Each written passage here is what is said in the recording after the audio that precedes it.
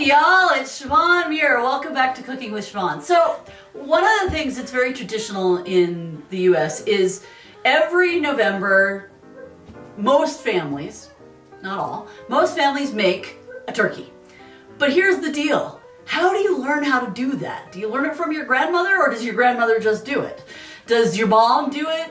If you don't know, today we're gonna cook a turkey because we have the experience, and we'll show you kind of a couple different ways to do it. We are going to do it one specific way, but we'll tell you about a couple others of how to prepare a turkey if that is your desire for the end of November. You want to definitely have some bread handy because you're going to make stuffing with the bread and you are going to cook it with the turkey. You're going to need 5 eggs. You're going to need a fairly good sized onion. Most of this is for the stuffing. The turkey itself, he'll explain it, but the turkey itself you're just basically going to shove in the oven and bake, all right?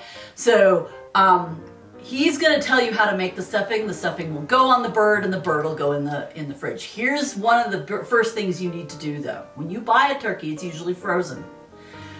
About a week, yes, 5 to 7 days before you are thinking of cooking this thing, take it out of the freezer and put it in the fridge so it defrosts slowly. You can't do it the day before, it won't work. You want to give it a week, about 5 days at least, to let it defrost slowly so that when you cook it, you don't get frozen chunks on the inside because you don't want to go there. So, we're going to show you how to cook a turkey for the celebration at the end of November. Mm-hmm. At least the U.S. one. Sorry, the Canadians do it at the beginning of October. Mm-hmm. We do it at the end of November, whatever. And there are multiple ways to do a turkey. Like Siobhan said, you definitely 100% need to have it thawed. One of the ways that people do it is a deep fryer. Putting a frozen turkey into a deep fryer will cause it to explode. Yeah, don't do that. So hot scalding oil, not a good thing. Now, there are multiple ways to do it. One of the funniest stories was an acquaintance of ours decided to make a supersized turkey, and the other way you can do it is brine it. And so it actually opens up the meat and so on. It makes it nice and tender. But they bought a 25 to 30 pound turkey and they had no container to put it in. So, because it's a big bird. I mean, this is a 13 pound turkey. So imagine a bird 2.5 times this size. Yeah. And he had to invest in a brand new trash can because that was the only thing big enough to put the turkey in. And it was brand new, unused. Clean, fully cleaned out. But forever from that point forward, it definitely was the trash. It was the garbage bin. Garbage can turkey. And garbage can brine. And so I don't brine. I am not skilled at it. I do it traditionally old-fashioned. So one of the things that I'll end up doing is you always want to wash the turkey when you're done with it or before you start doing any of the prep work because you want to make sure you get any of the stuff that's there. And you want to pull out the neck and the giblets and all the things. You want to pull out this because they stuff them in the turkey when they freeze it. And then you defrost it and you pull that stuff out. Looks weird as hell. But it is that's how they store it. You can usually use that stuff to make the gravy. We are not going to do that. All we're doing is making stuffing and bird today. Right. And some of those fixins, the giblets and all that stuff, also some will put into the stuffing. And I hate most traditional stuffing because it's usually dried bread chunks. Basically, it's croutons that have been rehydrated. And I go traditional. So Siobhan yesterday made a fresh loaf of about a 2-pound loaf of gluten-free rosemary basil bread. Mm-hmm. So that will be the basis of the stuffing. If you don't have the bread, traditionally how I grew up with it is we used to use 6 Kaiser rolls, so your standard, pretty large sandwich rolls.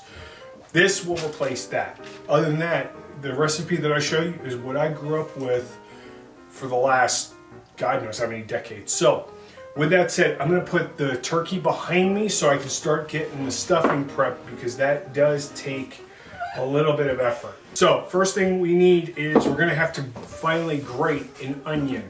So with this turkey, you need about a medium onion. This is a pretty large sized onion.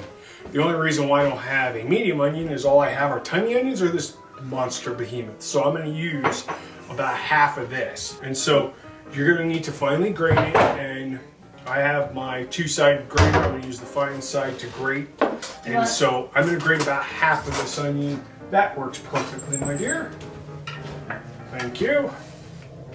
And so one of the things that we need to do is when we grate it, we're gonna actually lightly saute the onions so they get soft. And so there is a reason why my stove area looks like it's an army of pans and pots and so on. So we will, actually I'll just grate it in here.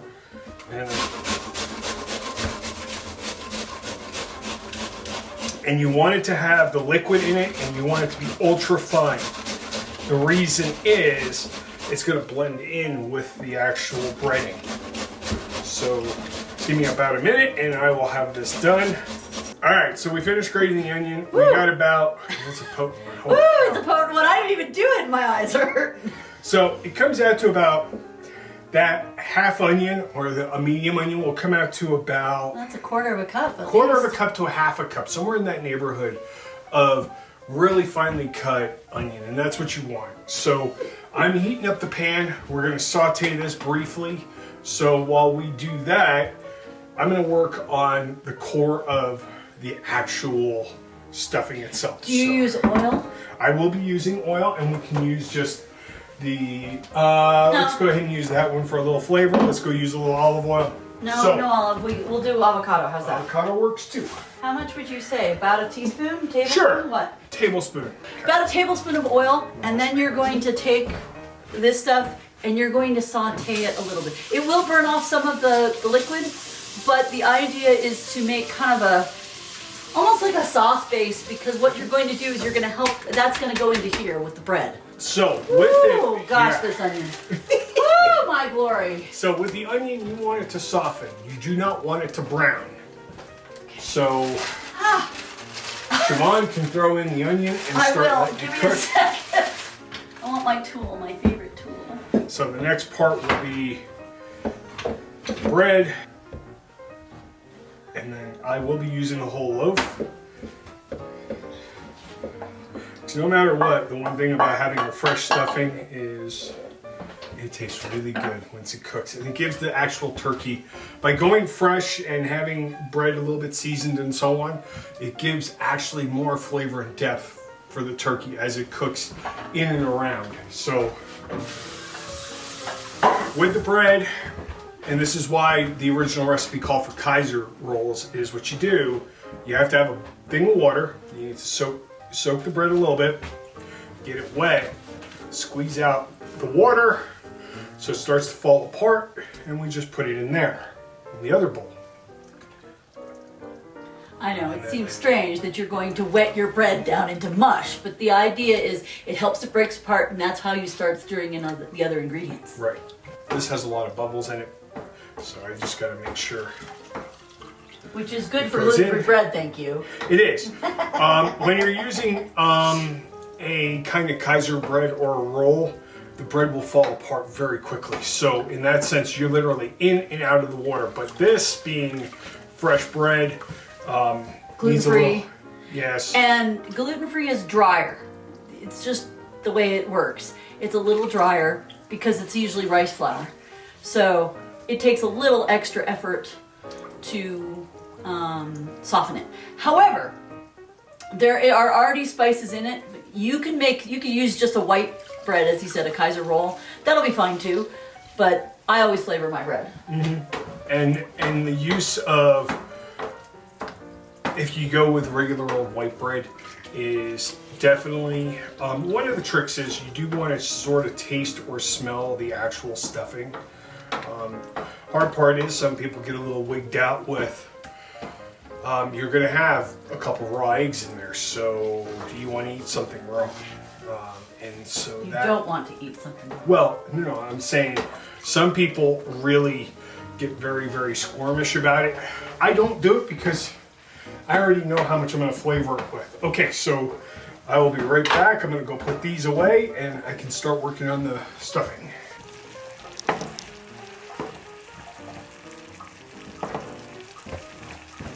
You do want to cook off a little bit of the liquid, but for the most part, you just want to saute it just a bit. How long do you want to go?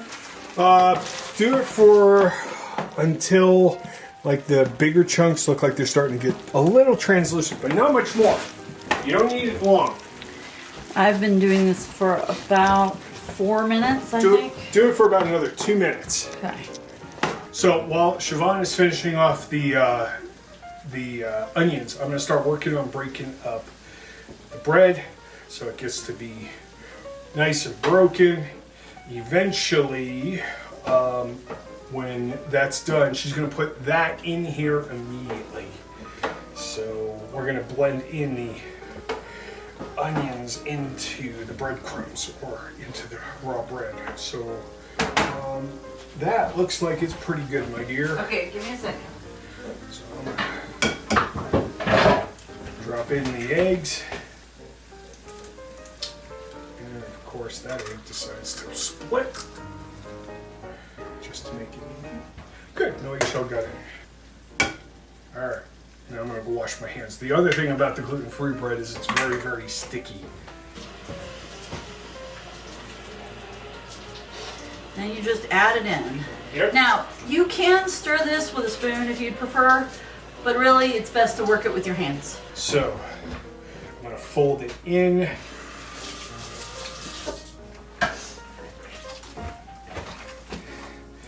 then I'm gonna blend it in, and then Siobhan, I'm gonna have you add some spicing. And depending on how much bread you have, if you need to, you can always add an extra egg, it's fine. Alright, with that, my dear, start with a little bit of vegeta. We'll start with about a teaspoon of that. So vegeta is the allspice that I use. It's a Hungarian, or it's actually an Eastern European spice. If you don't have it, which is fine, you can definitely use like Mrs. Dash or even a chicken bouillon. Or Penzeys Mural of Flavor. Right. Any spice blend will work, but you want it to be... So in this part, there is no salt because the salt is actually in that mix.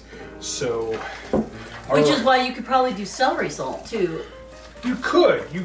And add it to, so throw in the other spices. If you're doing them all by hand, throw in other spices and then add your celery salt. Right. And again, most spices will work. Your mild spices, nothing, I would not put pepper in here like cayenne or whatnot because you want it to add a little bit of flavor, but also remember, when you're making a turkey, you're going to have other additives to it. All right, let's put in about a tablespoon of parsley, a teaspoon of basil and oregano. Thank you. That was basil. Okay, perfect. Oregano. And then let's grate in a bunch of fresh garlic. If you don't have fresh garlic, I would say put in about 1 to 1.5 teaspoons of garlic. Ooh, we don't have much left, so let me... This will work for this one. And if we have to, we'll use the powdered. We like a lot of garlic. Does that work? I think that works. Good. Okay, hey, nice. All right. So we made a bread mash. God, it's just... It is sticky this time. More sticky than I recognize. Like, that's awfully sticky this time. Yeah, it's good old gluten-free. You love that water. Do you need a... Yes, please. Would you like a tool? Yeah, I need a tool. Would you like a tool? A tool for the tool. I mean, my goodness. I know it looks like a mash right now, but you want that. The other nice thing about making stuffing like this is that it will keep the bird moist when you're talking about baking it, because you're going to bake it and water evaporates. This will keep the bird from drying out. Two things that will end up happening. When we take the turkey out, we're going to rinse it, and then I'm also going to peel back some of the skin on the breast area so that it will Oh boy. Fuller than you thought. I didn't realize how much liquid was in here. All right, so. This one has a button. Yeah, a lot of them now have a cooking button. So, all right, remember to take out the little carry-all hook or whatever you want to call it. But turkey has been washed a little bit, so we're going to work on pulling out the skin. And there's a reason for this, because we're going to stuff some of the stuffing in and around the breast meat. I'm going to put some in the core, and so it's going to season. It's going to add as a little bit of flavoring to the actual meat. And so a little bit about sort of like, I guess, a little bit of anatomy. Underneath the skin is a very fine layer called the mesentery. And so you're just going to run your hand in between the meat and underneath the skin, and it will just peel off. And don't worry, yes, it's a little bit weird and creepy feeling, but nice thing to know when the turkey is done is you will not feel the meat being frozen. It's going to be cold, there's no question about it, but it will be cold rather than frozen. At that point, you know that it's been properly thawed. Again, like Siobhan said, you want to prep this about a week in advance. And don't worry about like around the neck area, there's a little bit of fat and so on. Don't worry about it. All right, I'm gonna do one more quick rinse to get underneath the core of the breast meat, but then it's time to get it prepped on a pan. All right, so turkey's been washed, turkey's been semi-prepped, but before we actually do the actual put together, a trick I learned from a good friend of mine from down in the southeast, she was from Georgia, was you bundle your turkey. It keeps the heat and it keeps it to cook nice and evenly and smoothly. So, for that, you need some tin foil, and you're going to need a couple of sheets. And what you're going to do is you're going to fold them so that they will line up, and you're going to put the turkey in the middle across the fold. With this, I don't know if I'm going to need a third, so I'm just going to leave it as is. And if the pieces are the same length, great. If not, don't worry about it. So thanks to a very good friend of mine, this was a trick that I have used ever since. Because I noticed that it helps to not keep the turkey from drying out. It helps to keep the turkey from drying out. That's what I meant. You don't want your turkey to dry out. Nobody likes dry turkey. Oh, come on. Nope. That's why Mr. SM can't speak English well. That's why you do most of the talking and not me. So, fold it once and then fold it again. So you fold initially about an inch, and then you're going to fold it about a ½ inch. And if it doesn't have to be perfect, but once it's there, now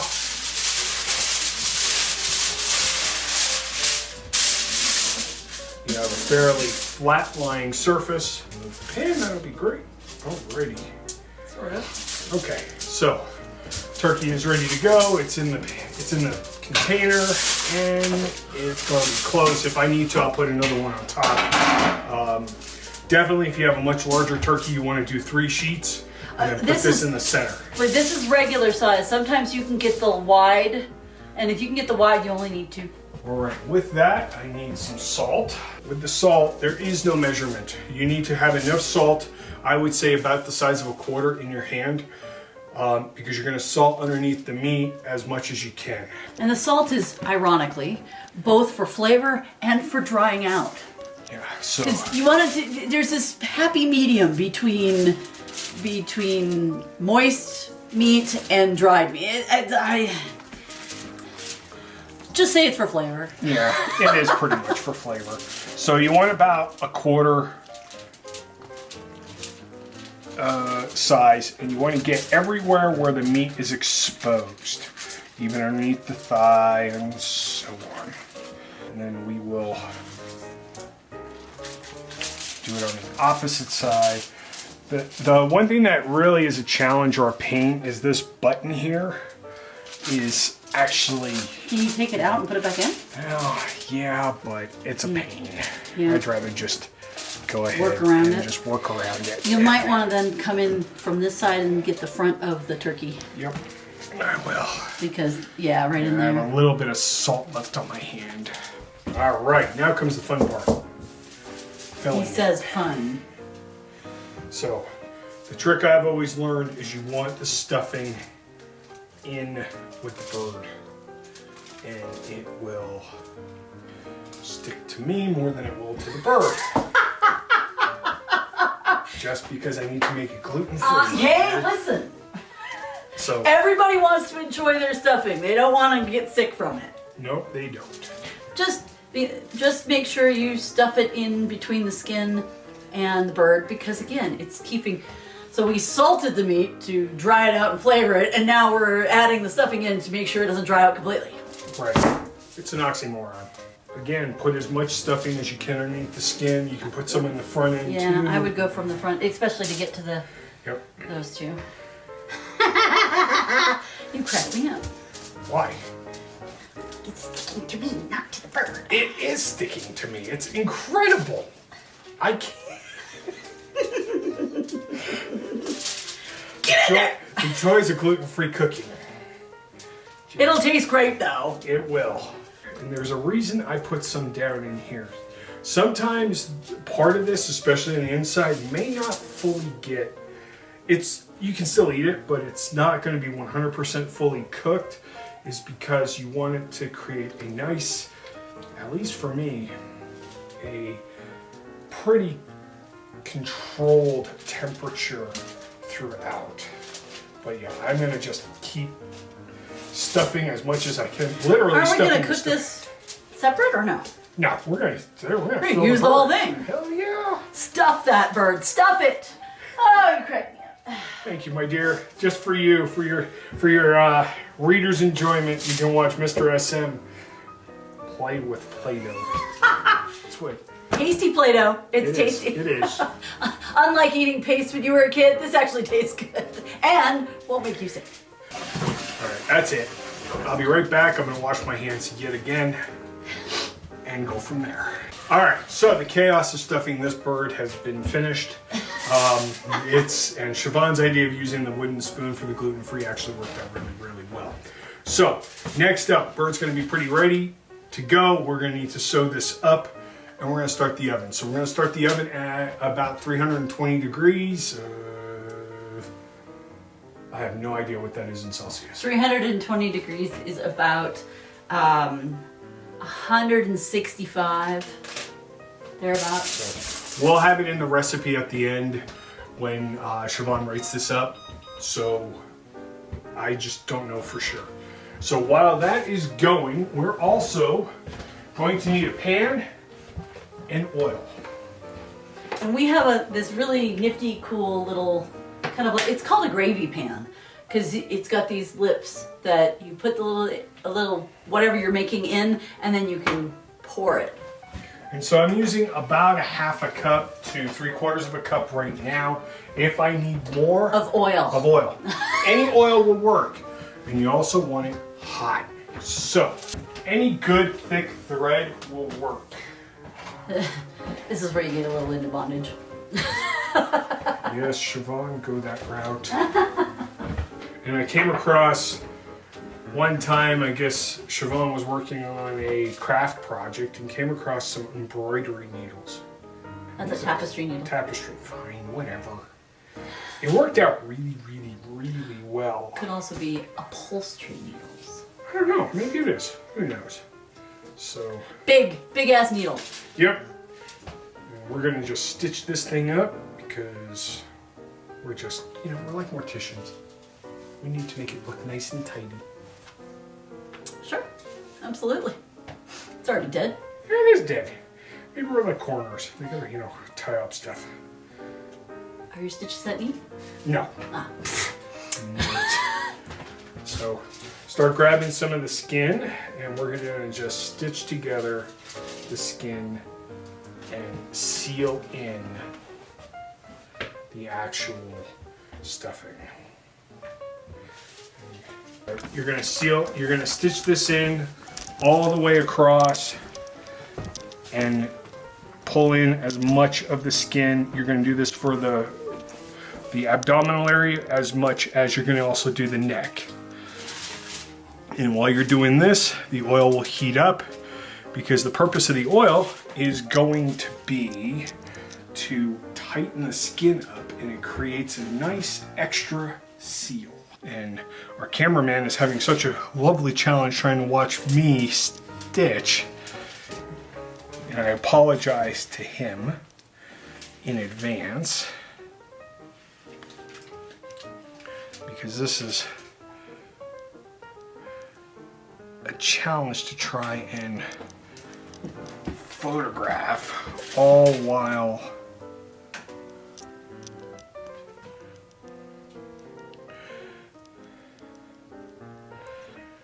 I'm doing the stitching. So we stitched up the bottom, and now we're working on the neck. Same thing here. This one won't take as much because the neck area is a lot smaller.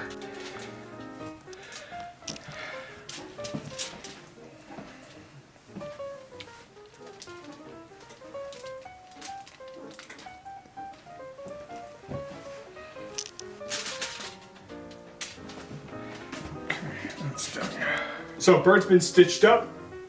Now we gotta tie it up. Again, we're going with the bondage theme here. Please, if you be willing. The thing about having the bird inside any sort of tin foil is the wings and the feet will definitely break through. So you just want to tie them up so that they just kind of hold everything together in place. Yeah. And at the end, you're going to end up cutting them off anyway. Perfect. And I usually tie around the elbow or the wrist. Sorry, this is the wrist on the bird. Bring it together. Grab that wing. Grab this one. Under there.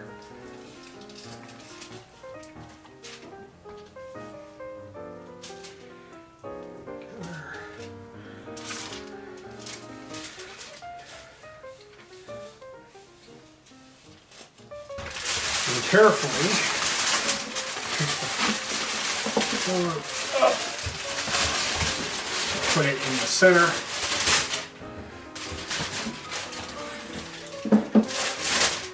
And now you are going to need another. Yeah, I will need another sheet, but oil is nice and hot, and so what you're going to end up doing is carefully pouring over all of the skin. And the skin will pull together. And because it is wet,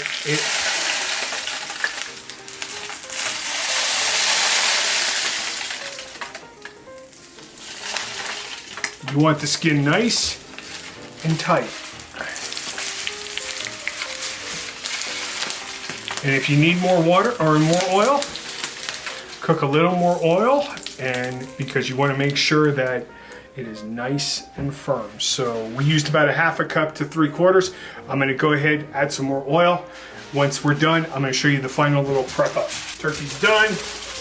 Skin has been tightened. Is it going to be perfect? Is it going to be like super, super tight? Not always. The bigger the turkey, the wings are going to sit more towards the side. This one's got, pretty big wings, so you're not going to get all of it in the core. Don't worry about it. You want it as tight as you can make it, because what it's going to do is it's going to create like a secondary layer of just like warmth and tightness. So let's take this piece. We'll put it I would put it on the outside. You want it on the outside? Yeah, I would fold this up real gentle.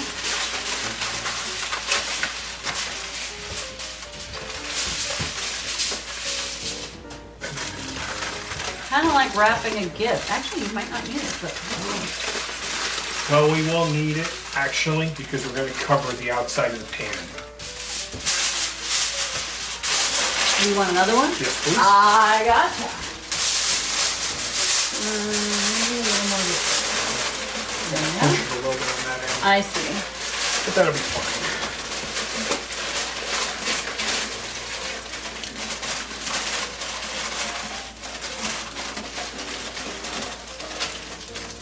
There you go. Again, you want to try and keep as much moisture and heat inside. So, do you need this? Not entirely, but because I noticed that there was liquid on the bottom of the pan, I did not want it to start burning and so forth. So, turkey is done. It is a 13.5-pound turkey. Rule of thumb is about 15 to 20 minutes a pound. So, at baking wise, yes, at 320. At 12 pounds, you're looking at about a 4-hour cook time at 320, and you want to do it at a low temperature. The low temperature allows it to slowly, almost simmer cook. About a half an hour before it's going to be over. So with this, we're looking at about 4 hours, maybe 4.5. I'd say 4.5. Yeah. 4.5 hours, we're going to take it out. We're going to open up the top. I'm going to put the heat up to about 375, 380. Which is 191-ish of 4 Celsius.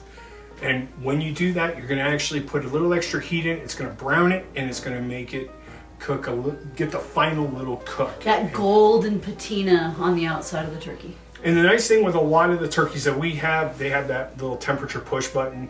When that push button pops up, you know that the turkey is technically done, because I think internal temperature is like 180. 175, 180 somewhere for poultry. In Fahrenheit. Yep. Thank you. So, time for the fun, and we'll see y'all in about 4.5 hours. All right, so timer has gone off. Siobhan just stepped away for a quick moment, but I can handle this for a minute. So timer went off. We have to put in a little bit extra because the turkey wasn't fully done. I had to put it in for about another 10-15 minutes, and it's looking much better now. And at this point, all we have to do is just let it brown a little bit, so it just cooks up and looks nice and golden. So we're going to up the temperature up to 375, 380. We put this in for 30 minutes, 35, and it should come out nice and golden, and we're done. No, it needs to go in a little bit more. Yeah, it does. So I will... Always make sure to check to see if, and you know what? It hasn't popped. So Yep. I'm just gonna move that down a bit, and so it's not ready. And it's always good to check, because then you'll know, oh, no, we need to cook it a little more. So with the amount of stuffing we've put into it, one of the problems is the button here never popped.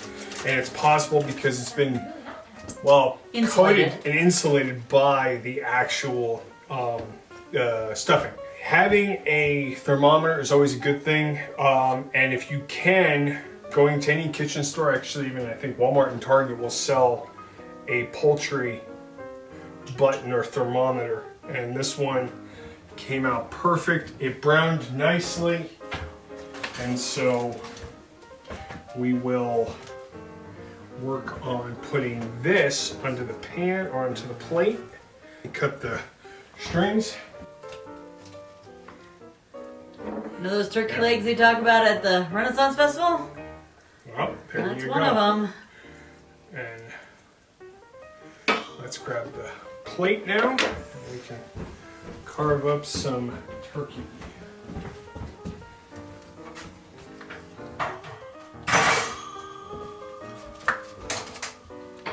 There's the turkey drumstick. You can see that the stuffing is pretty well cooked, especially on the outside. And if you're concerned that it might need to cook some more, you can always put the rest of it in the microwave and just... Do you want a bowl for that? I was just gonna put it on the plate.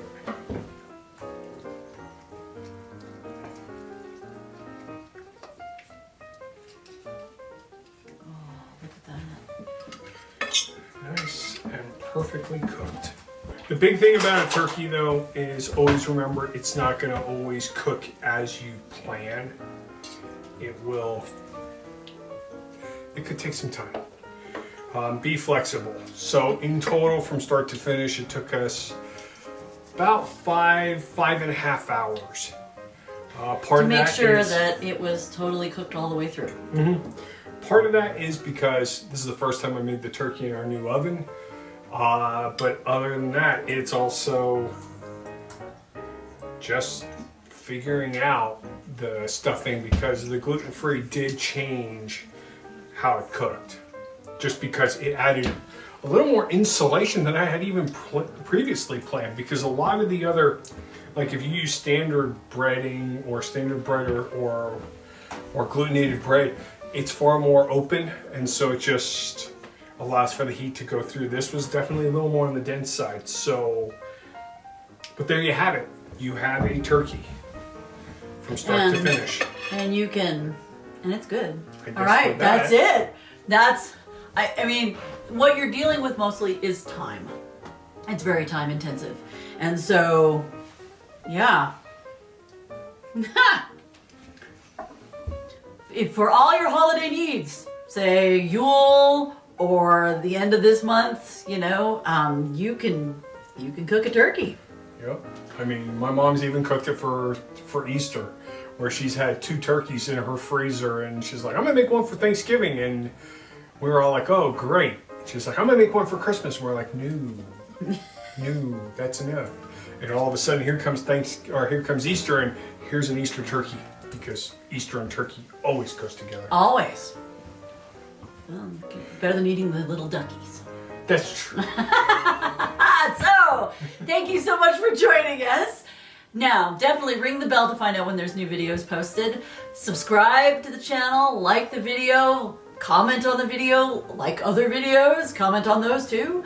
And definitely sign up for my Patreon, which is patreon.com/Siobhan Muir, and get not only these cooking videos, but exclusive writing, what I'm doing when I'm not writing, things like cross stitch and miniatures and things like that. You can find it all there, and you can pick your tier, which one works best for you. So, that's how you make a turkey. Happy making, happy baking, happy eating, and happy reading. Bye! Bye, everyone.